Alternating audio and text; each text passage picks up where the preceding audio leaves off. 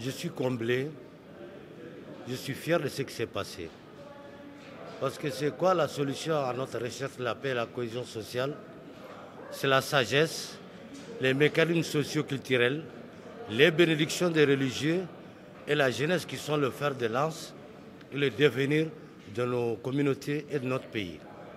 Donc pour cela, je suis vraiment comblé que nous nous soyons retrouvés pour 2 jours pour parler, coordonner les choses, parce que ça a été une première dans notre pays.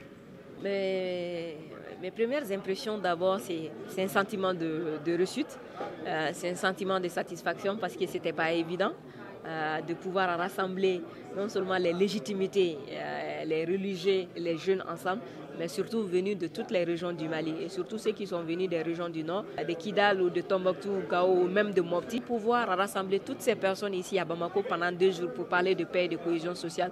Donc on ne peut que s'en réjouir, on ne peut avoir qu'un sentiment de fierté, de réussite. Le fait qu'on s'est assis et discuté de ces questions-là, des différentes confessions, des différentes cultures, mais aussi des différentes générations, pour nous c'est assez innovant et ça a permis quand même à tout un chacun, c'est-à-dire à toute génération de comprendre, nous, notre génération, quel est le défi qui nous est assigné aujourd'hui et qu'est-ce qui se faisait avant très bien que nous n'arrivons pas à faire aujourd'hui. À la classe ancienne, les personnes adultes, qu'est-ce qu'ils doivent faire aujourd'hui pour véritablement accompagner les jeunes afin qu'on devienne des vrais acteurs de changement et qu'est-ce qu'ils doivent faire aussi pour accompagner les mécanismes institutionnels qui existent aujourd'hui pour que leurs préoccupations en tant que légitimité, leurs préoccupations en tant que religieux, mais aussi nous, notre préoccupation en tant que jeunes soient prises en compte dans la mise en œuvre des résolutions des conflits. Le rôle des responsables traditionnels, c'est qu'ils sont d'abord le pilier de la quiétude sociale.